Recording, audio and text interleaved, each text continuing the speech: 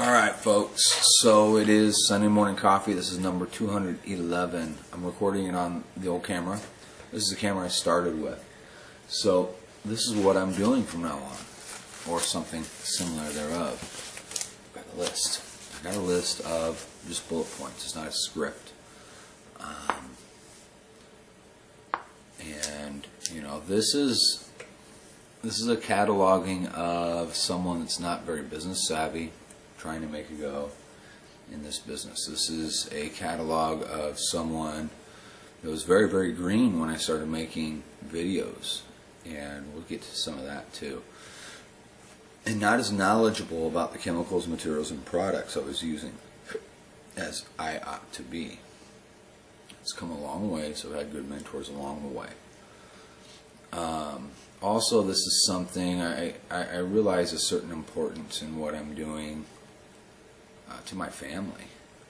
I don't have much by way of video and picture and things like that of my mother.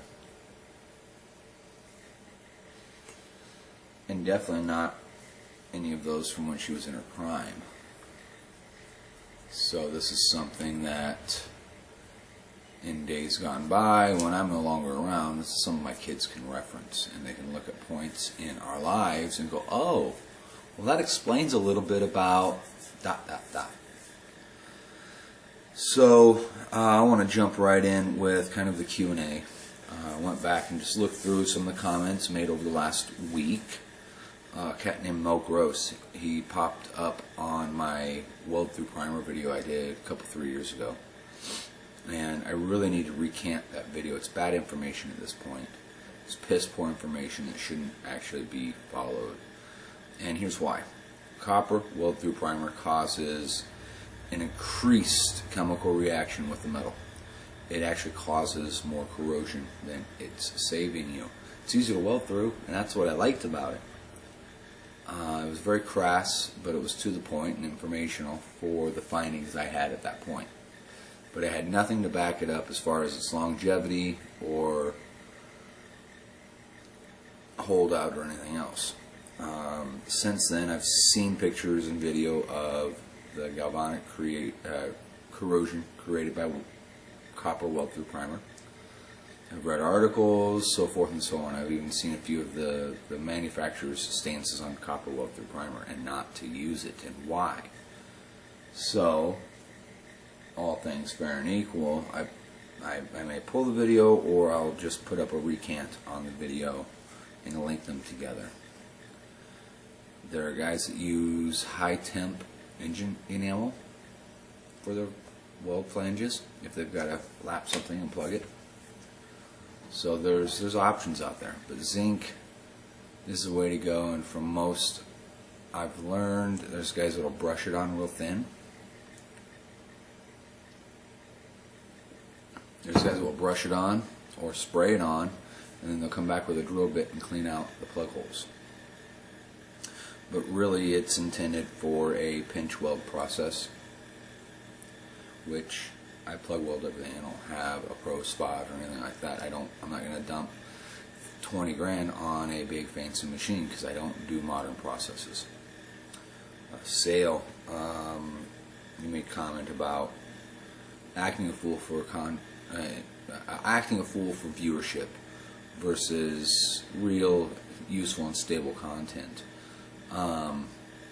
There's at least one channel I know of that's definitely gone off that way. It seems like the majority of the videos that come up, and this host has become more crass and shows a lot less of the actual doing, and it just seems to me it's a viewership grab. It's turned into a cash flow resource, and it's a viewership grab. Outside of the automotive field, there are a lot of guys that go for viewer grabs. King of Random, my kids love him. Well, he's in a world of shit right now because of the dumb stuff he was doing for viewer grabs. Nothing he got on video itself, but tinkering around to set up the next videos. He turned it into, much like Andy Warhol's The Factory back in the day. He just wanted to pump out videos and get views. And the guy's making good money. He has to be. But that's not my position. Like I said, one, I want an accurate account of someone who's of, at best, average intelligence, muddling through the landscape of self-employment in this industry. I'm not a particularly smart person. The things I know, and I own. The things I don't know, sometimes I'll bullshit my way through it, and sometimes, it's flatly, I just don't know. And that's what I really want to convey. I want to show the things that I do know, the things that I am competent, familiar, and I excel at, so that I might be able to break it down in a format that somebody else can learn from. Maybe their learning curve will be more shallow than mine. But I want something stable. I want something sustainable. I want something that gives to this particular little circle. I mean, obviously, I'm not out there for viewer grab, because my last 2 lead videos, I think I've got 100 views cumulative. And I'm not pushing them. I'm not sharing them everywhere. I could bump that to probably double at this point if I really wanted to. Chop Shop Underground. You want to know my opinion on some stuff? Ask away, mate. I am pretty much an open book. There's a few subjects I will respectfully decline commenting on, just because it's appropriateness, I guess. It's inflammatory nature. But most things are pretty much open game.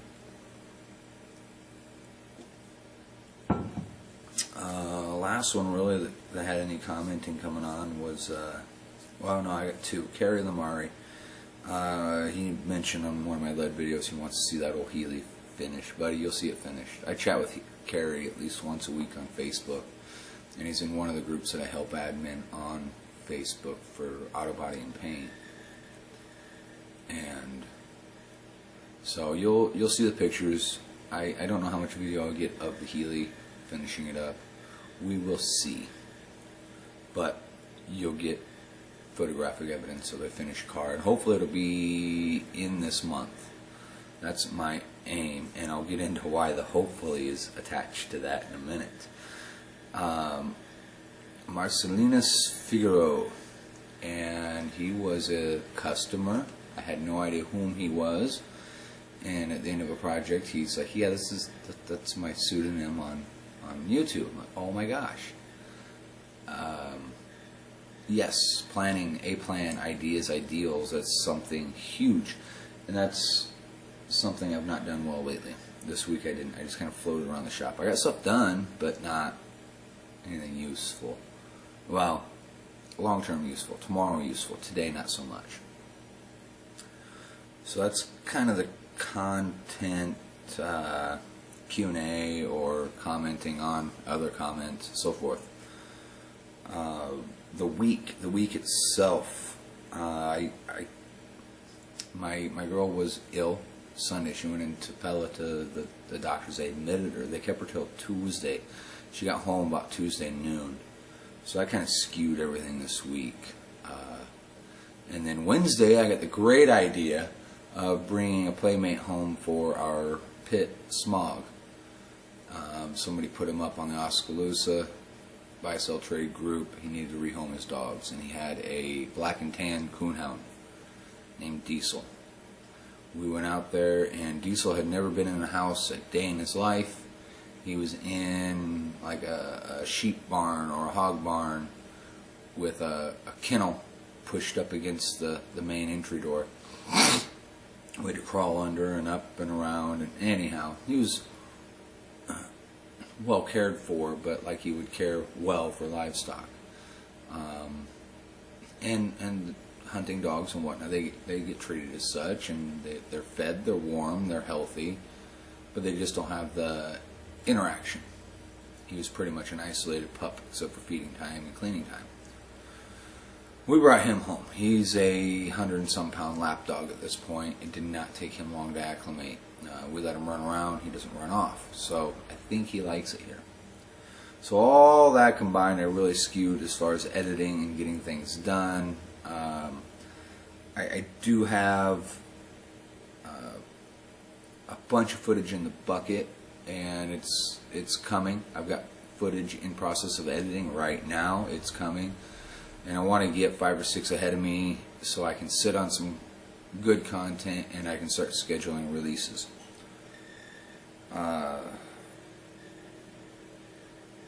We've been getting peppered with snow pretty good, 3-4 inches at a time. So that's been kind of a factor of slowing things down around here.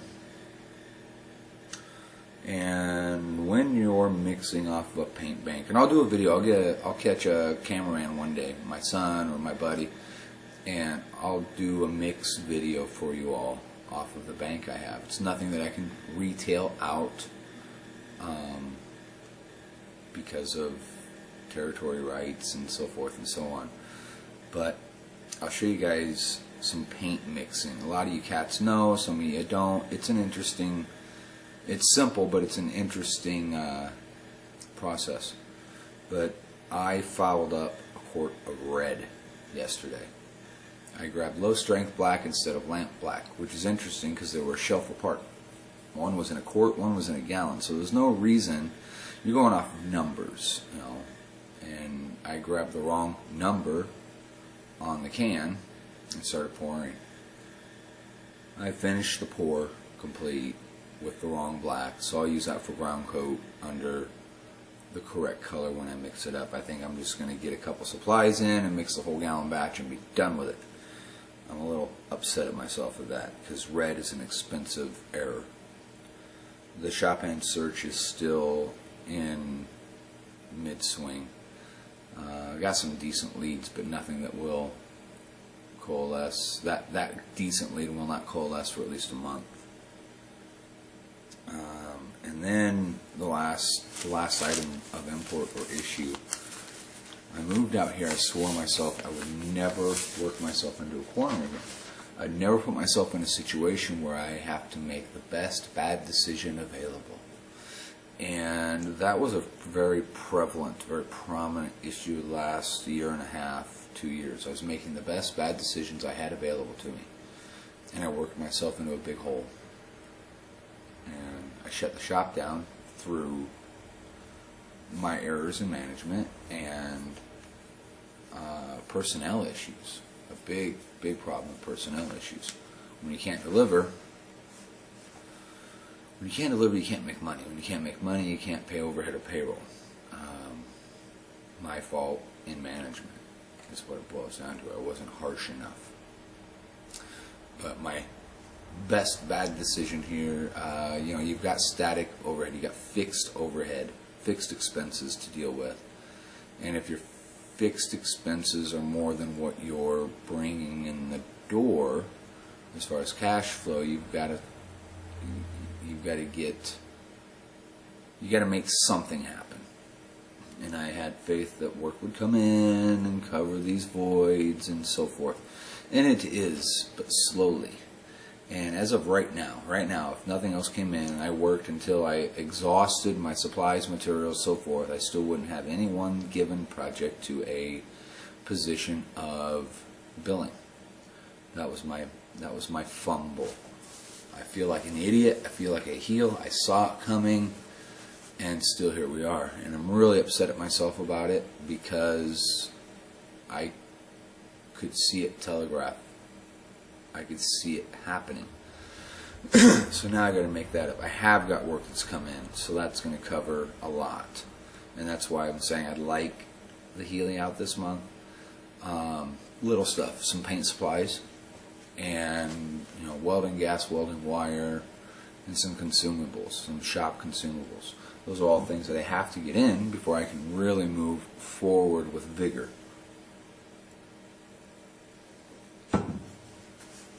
And that's the corner I painted myself into. And I've done it before, but I just kind of, something will happen, whatever, and I just was very nonchalant. and I'm not interested in that nonchalant behavior. If I've got a creditor that's owed, I tend to get a hold of them, sometimes later than I ought to, but I get a hold of them. Snap-on's the one, I let him call me. I will pay him as I get money and move on with life. It is what it is, and they can be mad at me or not, but I keep them enough, and I'll pay them off this year. Hook or crook, I'm going to pay that off and be done. So I'm less worried about that. But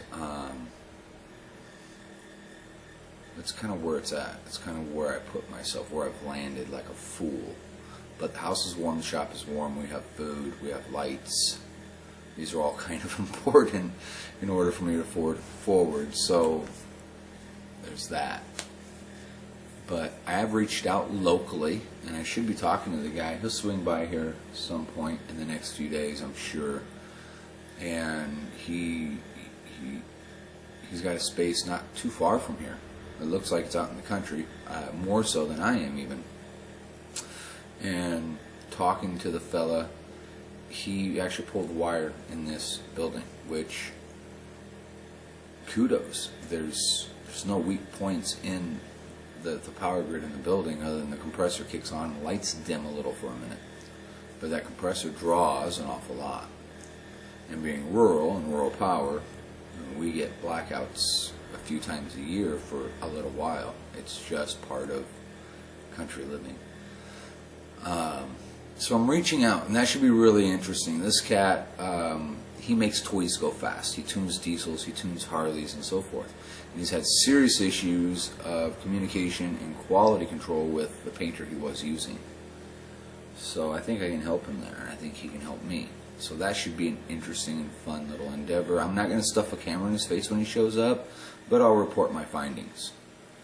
But past that, that's us. This is Sunday Morning Coffee. I've kind of ran down everything.